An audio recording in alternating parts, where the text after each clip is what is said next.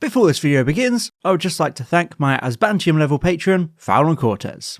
Thank you for supporting the channel. Fallout is back, on TV that is, since Bethesda continues to just forget how to release games people want. Yeah, Starfield worked out really great for you, didn't it? Great job, Todd. Who's laughing now? Fallout was the brainchild of Tim Kaine and Leonard Boyarsky, the result of games developer Interplay wanting to continue making their Wasteland series but not having the rights. So they did the classic IP loophole of basically making the game but calling it something else. And thus, Fallout was born. A retro future post-apocalyptic world full of vault dwellers, raiders, horrific mutant creatures, and lots of tasty Nuka-Cola. The turn-based RPG Fallout and Fallout 2 were very successful, but it reached a whole new level of acclaim when Bethesda bought the rights and changed the series to be a first and third person open world game akin to their successful Elder Scrolls games Morrowind and Oblivion. And with the success of games like Fallout 3, New Vegas and Fallout 4, it's no surprise that the franchise would make its way to TV screens in the massively competitive scramble for streaming service originals. And thus, Amazon Prime announced Fallout in 2020, a hugely ambitious TV adaptation seeing Ella Purnell as starry-eyed, doe-eyed vault dweller Lucy. And, my god, it's a masterpiece. In fact, I would go so far as to say it is Fallout 5. War never changes.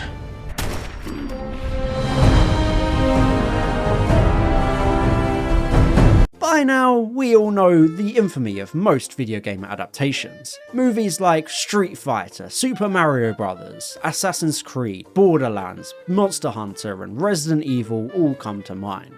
These are all very bad attempts at bringing their respective games to life. Whilst they're very fun to laugh at and enjoy ironically, everyone can agree that they're not at all faithful to the source material, and in some cases, even look down on them.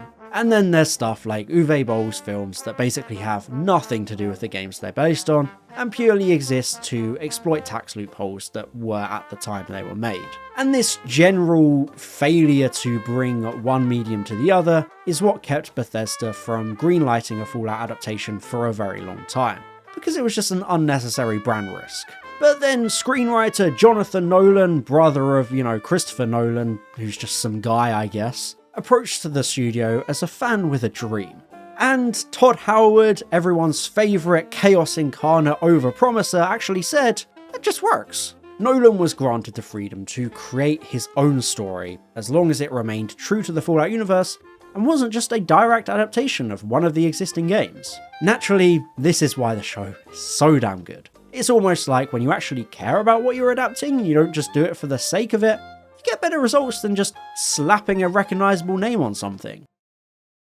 In 2022, right before filming for Season 1 began, Halo made its anticipated debut as a Paramount Plus original, and it was critically panned for being an absolute disaster of an adaptation. The exact same kind of disaster Bethesda had been worried might happen to Fallout if it was ever adapted. But when it comes to the Fallout show, it doesn't face the same issues as something like Halo does. There's no singular character at the core of it all. There's no John Fallout. Every game focuses on a completely different protagonist, usually someone with no real character of their own because it's an RPG. You give them the character you want. I mean, in Fallout 2, 3, and New Vegas, there's even a karma system that accounts for the morality of your choices and gameplay. There's no way to directly adapt any of these games, and there's no central character to use. It's such an advantage because it allows the show to be more faithful to the games by telling an original story. It's not like The Last of Us, where you kind of have to do a direct one-to-one adaptation of the narrative. The biggest appeal of Fallout is the world, and that's what makes the show shine so effectively.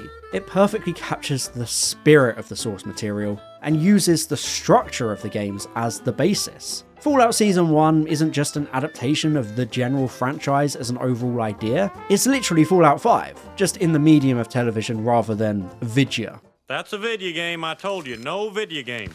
As I said, this show absolutely nails the aesthetics of the franchise and the feeling of its world. The iconography feels perfectly fitting, this sweeping wasteland full of colourful satirical signs of the world before. There are so many excellent examples of attention to detail, like the Vault Boy bobbleheads, or weapons and props looking exactly like they do in the games. Hell, you even get that classic NCR Ranger helmet in all its glory. The show is such a faithful visual recreation of the Atom Punk Fallout world, complete with the sardonic feeling of bleak satire the games thrive upon. And, of course, the monsters and creatures are exactly what you'd hope and expect too. We get all these giant insects and the Yao Guai, which is an absolutely terrifying bullet sponge of a mutated bear. It truly feels like a lawless wasteland. And yet, contrasted with this lawless wasteland, is the almost sitcom-esque vault with its artificial happy-go-lucky cheeriness and cleanliness. The vault is brilliantly realised. It looks like it's ripped directly out of Fallout 4. These characters exist in their own little bubble,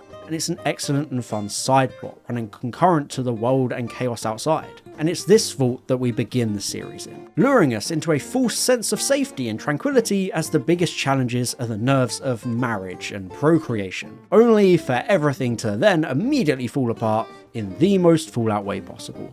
Fallout on TV is Fallout 5, mainly thanks to main character Lucy. Much like the other mainline games, she's a vault dweller forced to venture out into the wasteland to find a loved one. In this case, it's her father Hank, and there's a clear structured campaign, complete with the kinds of side quests and distractions the Fallout games are full of. Sometimes you spend more time finding ghoul kids in fridges or blowing up cities than searching for your treasured loved one. Seriously, I never even finished Fallout 4 because I was too busy building settlements and comprehensively looting every little location than actually advancing the campaign beyond that annoying memory den quest. Lucy finds herself on all sorts of diversions, to the point that the ghoul even makes a joke about being sidetracked. Thou shalt get sidetracked by bullshit every goddamn time. There's her clearing the super duper mart, falling into Vault 4 and causing chaos there, trying to get her head out of a gulper. She's constantly being sidetracked in one of the biggest love letters to the franchise. But even without these tangents and side quests, Lucy is a classic Fallout protagonist, complete with a clear build of high charisma and intelligence but low perception. Throughout the journey, she cobbles together items, weapons and armour, becoming more accustomed to the wasteland, just like the player does during the average Fallout game. She's the main point of view of the show, and we see the twists and turns through her eyes as she becomes increasingly more battered, broken and weary outside of the safety and shelter of her home in the vault. But much like in the games, Lucy isn't alone out there. One of the strongest elements of Fallout 5 is how it has a trio of protagonists covering all the ground of the wasteland. You have Lucy as your main character, the person the world revolves around, but she's joined by Maximus and Cooper, themselves both with really interesting and developed stories throughout the series. If you were to treat it like an exact game, it would have a system like GTA 5, where you switch off between these three characters throughout and experience chapters through different eyes. And if Lucy has all her points in charisma and intelligence, Maximus has all his in luck and endurance, because he's the poster child of the idiot savant Fallout player who messily stumbles through the campaign without ever really knowing what they're doing. Maximus is an excellent character, especially because he's a wasteland native. He doesn't have the pre-war memories of Cooper, and he doesn't have the comfort and education of the Vault Dwellers. He's a refugee of Shady Sands, assimilated into the brutal, cult-like Brotherhood of Steel, and that's where his worldview comes from. Factions are a huge part of the Fallout experience. Do you help Caesar take control of New Vegas? Do you lead the Minutemen charge to protect the Commonwealth? Factions are integral to the series, and Maximus provides the perfect window into the Brotherhood of Steel. But you know, they're a whole story for another time. Maximus is kind of a pathetic yet potentially dangerous character. He's willing to lie, sabotage, and kill to climb the ranks of the Brotherhood because he just has this desperate need to be a hero and find belonging in this organisation, even if they'd gladly execute him at a moment's notice. And throughout the series, he grows as a character. He lies less, he takes more responsibility, and he begins to understand the military indoctrination he's been exposed to. There's almost a symbiosis of sorts through him being Lucy's travelling companion, because they have a strong effect on one another. He helps her to understand compromise and faction politics within the wasteland, helping her make decisions to survive, while she helps him look beyond the propaganda and programming to make decent moral decisions on his own. Through the medium of TV, compared to a single protagonist game, the series is able to use Maximus to embody the central theme of the show, the cost of loyalty to broken systems. Both he and Lucy go through these experiences that truly challenge their worldview and the idealism of their backstories and upbringings. And then there's the ghoul, who is by far the most interesting character in the show.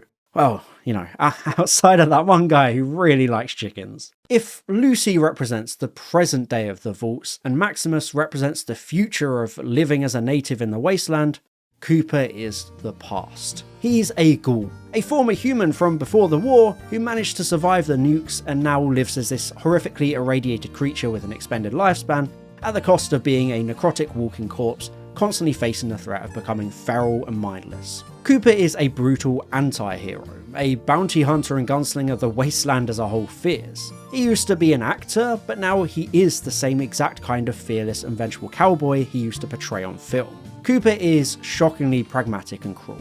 He doesn't care about Lucy, only her potential as a bargaining tool and a way to make money and get revenge. Especially since he hates vault dwellers for reasons I'll get into in a minute. There's something brilliantly entertaining about Cooper's gallows humour. He's the seasoned player, the one that happily kills Snuffles or mods the game to kill Mama Murphy straight away. The ghoul is an expert of the wasteland, and he's not evil out of some ingrained inner villainy. He's just the product of living too long in a world this bad. And again, he's not the typical Fallout companion character. He's just as important as Lucy within the show, with an extensive backstory giving us a window into the pre-war world and a really effective buddy cop pairing with Lucy. He hardens her to the price of survival, whilst she's able to resurrect his lost humanity as a father and a protector. Much like Lucy and Maximus, Lucy and Cooper undergo shared and mutually beneficial character growth. And it's just fantastic TV characterization. And of course, it leads to a lot of humour because this show is very funny. It doesn't lean too much into being a serious drama. There's a lot of amazing comedy, which again matches the game because, if you've ever played a Fallout game, it's not exactly the most serious thing ever. You just have people glitching through everything all the time. There's all sorts of weird quests, weird NPCs. It's just a bit of a goofy fun time. And through the three protagonists, especially the buddy cop pairing of Cooper and Lucy, we definitely get that comedy in spades. But perhaps the strongest narrative theme unique to Cooper is how he's a critique of American myth-making and propaganda. Before the war, he became the smiling face of Vault Tech, essentially the iconic Vault Boy character from the game's iconography and marketing. Throughout the series, it becomes clearer and clearer why Cooper views Lucy and her fellow Vault dwellers with such disdain. Because he's one of the only people that lived before the war and discovered what Vault Tech was actually doing. There's a great subplot as Lucy's brother investigates the vault amid chaos, unraveling a horrific mystery and conspiracy that these interconnected vaults are actually part of a psychological project of social engineering. Vault Tech higher-ups having frozen themselves with the goal of each overseeing the vault. Because, as existing fans of the franchise, we're very well aware going into the show, Vault Tech is not to be trusted. Every single vault, except like one, is a testing ground for all sorts of projects. And this truth is gradually revealed so excellently. But with Cooper's unprecedented perspective of pre-war Vault Tech, we discover that the conspiracy goes much deeper and they were potentially engineering the bombs falling to begin with. And once that penny drops, we understand Cooper's hatred and bitterness that much better, because he was the face of Vault Tech. He has to walk endlessly amongst the rubble of the apocalypse he sold his likeness to. I really do love these perspectives and how they're explored in the series. Each of the main characters have lost something dear to them. Lucy wants to find her father, Cooper needs to find his daughter, and Maximus is desperate to find a sense of belonging and found family amongst the Brotherhood. And Vault Tech is at the core of all of these losses.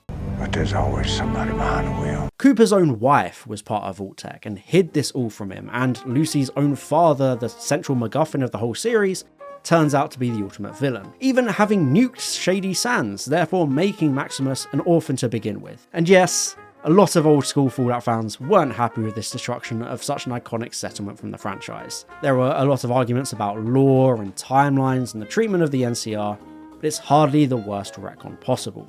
This is basically Fallout 5, as I said. It's continuing the overall Wasteland timeline. It serves to underline how villainous Hank truly is, willing to destroy an entire burgeoning town as revenge for Lucy's mother trying to free her from the Vault experiment. It's that ultimate and final deconstruction of Lucy's idealism. He's the ultimate personification of Vault Tech. He doesn't see others as humans, he only sees them as experiments and subjects to control. All he cares about is himself and his mission as Overseer. When Lucy finds out this truth, it completely shatters her worldview, and we end the season with her finally making her own decisions. no longer living for others, just like Maximus does. She chooses to team back up with Cooper to bring her father to justice, and that's the moment Lucy becomes a true wastelander rather than remaining a vault dweller. You could see it as the ending of Fallout 5, you could see it as the ending of, the first chapter of the game, but either way there is a clear narrative there comparable to every single mainline game. There's the beginning, there's the chaos in the middle, there's all these factions involved, and at the end, Lucy has to make a choice, and that's the ending she gets. As we stand on the precipice of Fallout Season 2, which promises a visit to the franchise's most beloved and popular setting of New Vegas, which surely can't go wrong amongst those very pedantic fans, I really wanted to take a chance to finally talk about this series and franchise I love so very much. Fallout is incredible.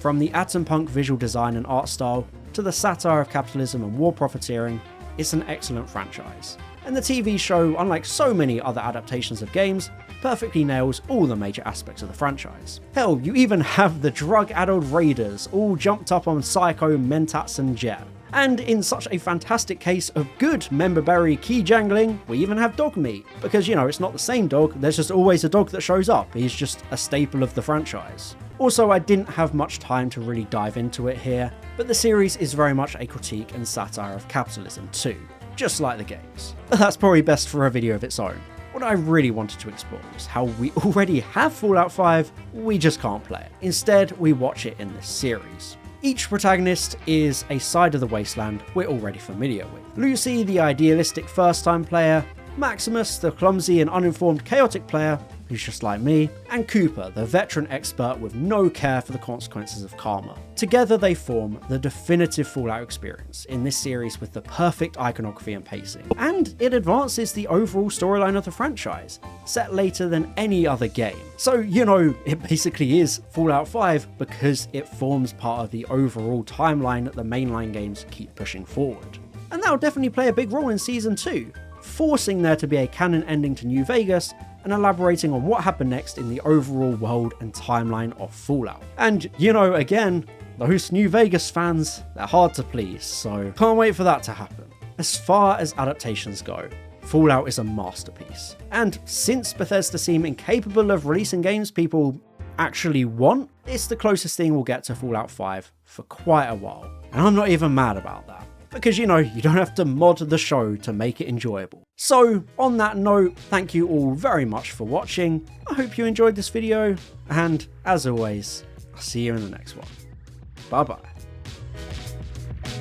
And I'd just like to thank my Asbantium level patron, Fallon Cortez, my Diamond level patron, Valtar, and all my Gold level patrons, Daniel Shillito, Elliot Hodgkinson, and James Aleula Waterhouse. Thank you for supporting the channel.